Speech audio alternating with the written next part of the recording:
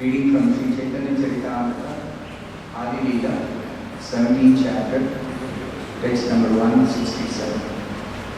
So we have been discussing about the pastimes of Lord Chaitanya in his youth, Yavana.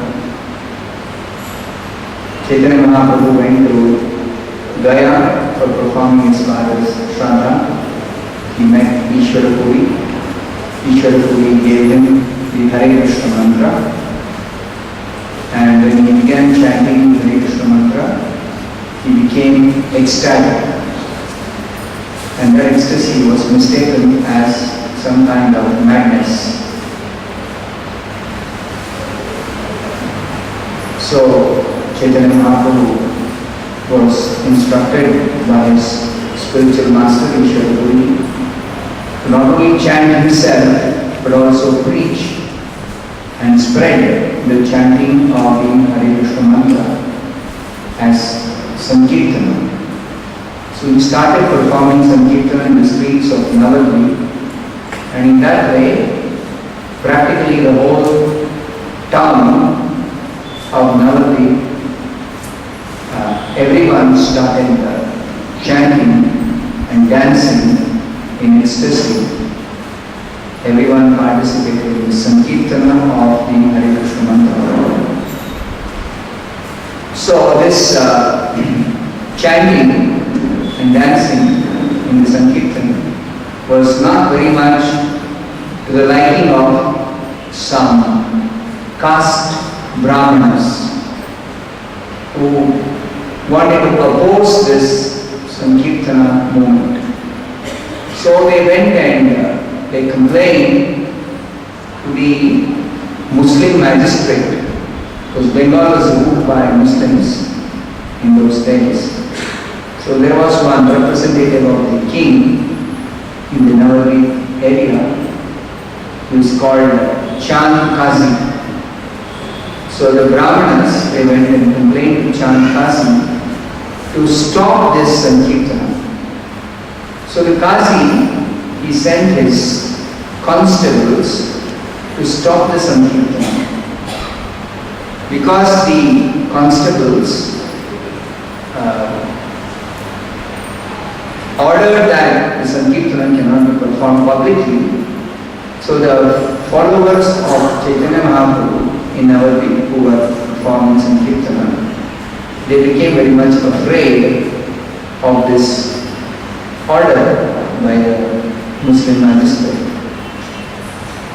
So they went and approached Sri Chaitanya Mahaprabhu, who told them that there is no need to be afraid of the Muslim magistrate. And Chaitanya Mahaprabhu further told them that let us all go and approach the magistrate and ask what is the reason for him to stop this Sankirtana. So Chaitanya Mahaprabhu gathered a very big number of devotees, and they all went to the house of Chand Kazi. So when they went, Chand Kazi was very much afraid seeing the big number of devotees who had come to his house.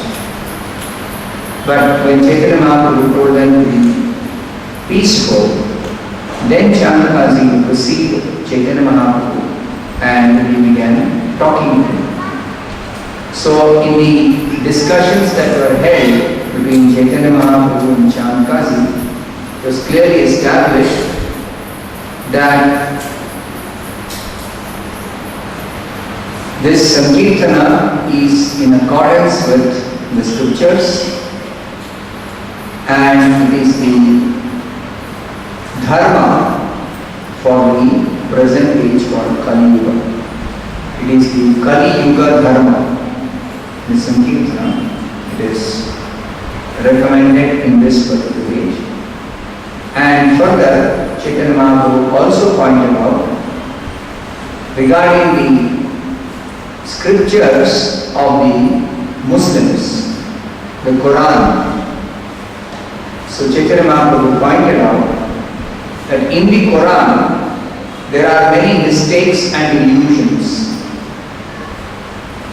The compilers of this Quran, not knowing the essence of knowledge, gave orders that were against reason and argument.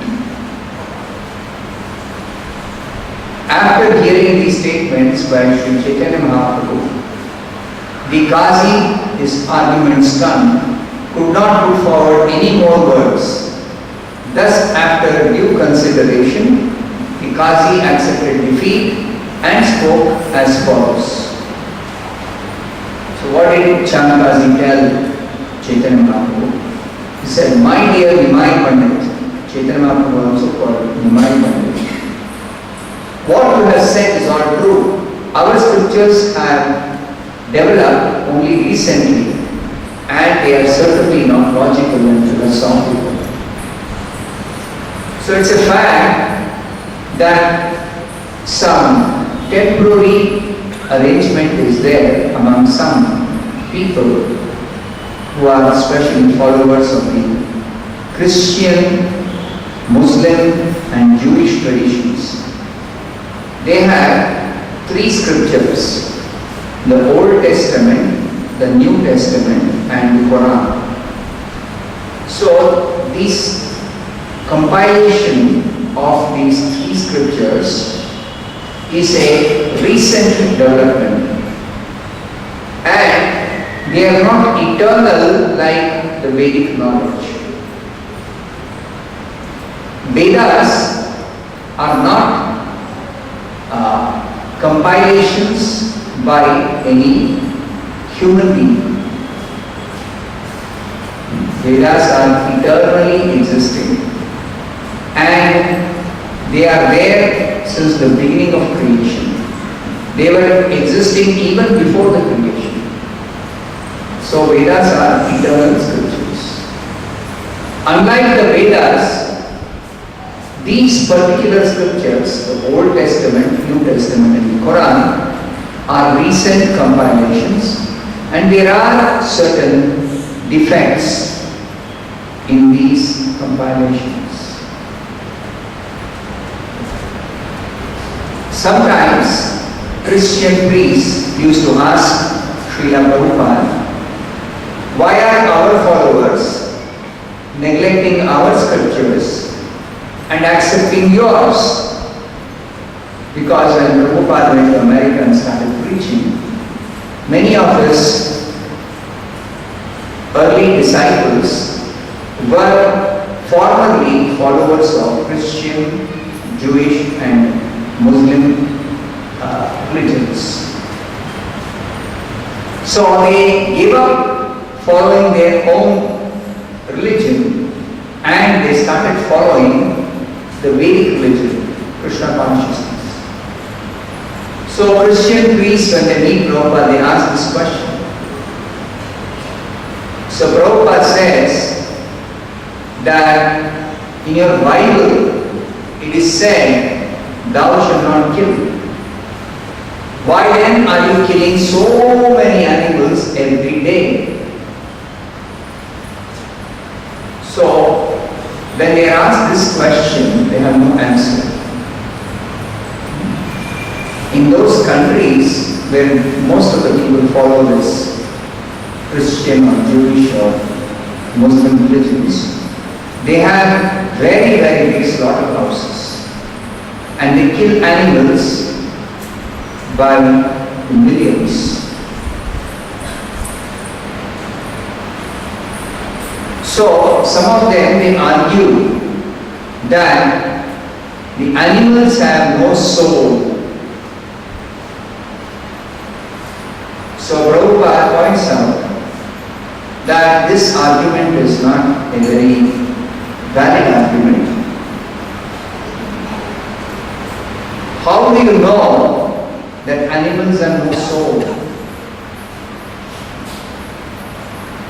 They say that animals have no soul because they are not very much developed in their intelligence. Now Prabhupada says, by that logic, even small children, they don't have developed intelligence. So both animal and children are innocent. They are not very much of developed intelligence. So does this mean that even the children can be killed because they don't have developed intelligence? So we understand from the Vedic scriptures, especially from the Bhagavad Gita, that every living being has got a body inside which there is a soul.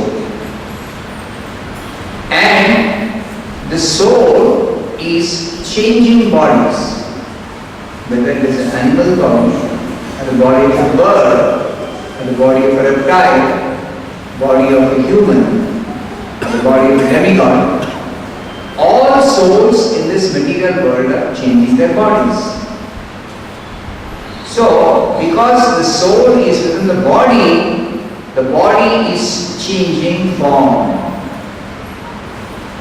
So, even in the case of animals, do we not find this change of body?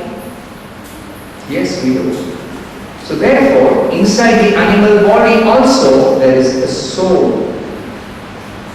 So this is a truth or a reality that is established in the Vedic scriptures, which are perfect. But the other scriptures, they don't have very clear understanding of the spirit soul. Even though they also talk something about soul, but they don't have clear understanding. What is the soul? What is the body? What is the distinction between the body and the soul? This they do not know very clearly. Therefore, when intelligent persons who want scientific explanation about who we are, or who is God, what is our relationship, when they don't find scientific explanation for all these questions within their own religious scriptures, then they turn towards the Vedic scriptures, and when they find clear answers, then they accept the Vedic system of practicing religion, which is the Sankirtana. So such intelligent persons, when they start following the Vedic scriptures, then their elders or their priests, they become very upset. So therefore, it is very clearly explained here that the scriptures written for the Muslims, Christians and Jews are temporary scriptures. They are not eternal scriptures. And they contain some basic principles of religion, but they are not very much scientifically explaining everything about religious principles. They cannot explain much about the kingdom of God. They cannot explain much about the soul. They cannot explain much about the spiritual life. They just give some very, very basic principles. So such basic principles are inadequate for an intelligent person who has got a scientific mind or a scientific temperament. Therefore, the Vedic scriptures are very, very scientific, and they can answer all questions of even the most intelligent and thoughtful men. It's like Parikshit Maharaj. He was the most intelligent king of his time. So he inquired from Shukadeva Goswami, and before he inquired from Shukadeva Goswami, he inquired from other saintly persons. What is the duty of a person who is about to die? And how can he achieve perfection within 7 days? Because Parikshit Maharaj had only 7 days time. So for this question, many saintly persons were unable to give proper reply. But that does not mean that there is no answer. The perfect answer was given by Shukadeva Goswami, who was the greatest transcendentalist of his time. So the most intelligent king, Parikshit Maharaj, he made very intelligent inquiries, and the perfect answers, complete answers, were given by the most advanced transcendentalist, Shukadeva Goswami. So in this way, the Vedic scriptures contain answers to all questions concerning religion, concerning spirituality. And even the most intelligent person can find answers to all his questions within the Vedic scriptures. So the Vedic scriptures are eternal. Shukadeva Goswami is speaking to Parikshit Maharaj. He is not giving some new knowledge. He is quoting the other scriptures and he is explaining based on the eternal Vedic scriptures what is the proper understanding about religion, about dharma, etc. So here again, Chaitanya Mahaprabhu is pointing out that this religious scriptures of the Yavanas, the meat-eaters, the Mlechas, the uncultured persons, is actually full of so many defects. Because these are recent compilations. They serve a temporary, time-being purpose. Just like the Buddhist scriptures or the Buddhist religious system. Buddha came to stop animal killing in the name of Vedic sacrifices. Nindasi yajna videra ashruti jantam. Before Buddha incarnated, people were killing animals in the name of performing sacrifice. But actually, even though the Vedas allow animal killing in sacrifice, but there are many restrictions. People in Kali Yuga don't care about such restrictions. They indiscriminately kill the animals in the name of sacrifice. And the poor animals have to suffer so much. All because people are addicted to eating animal flesh. So to stop this misuse of the concession given in the Vedic scriptures, Buddha incarnated and stopped this animal killing in the name of sacrifice. So he declared ahimsa, non-violence, as the supreme dharma. Ahimsa paramo dharma. Now this is not what the Vedic scriptures are teaching. Though ahimsa is explained in the Vedic scriptures, certainly ahimsa is not the topmost religious principle. It is a sub-religious principle. It is upadharma. It is a preliminary requisite for practicing dharma. The real dharma is to render devotional service to the Supreme Personality of Godhead.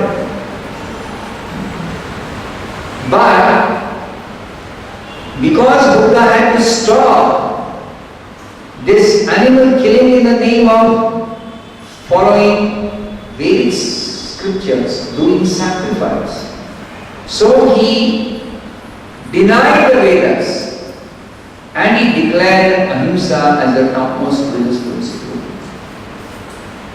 So for the time being, this animal killing was stopped, even though the means adopted was actually not a correct method.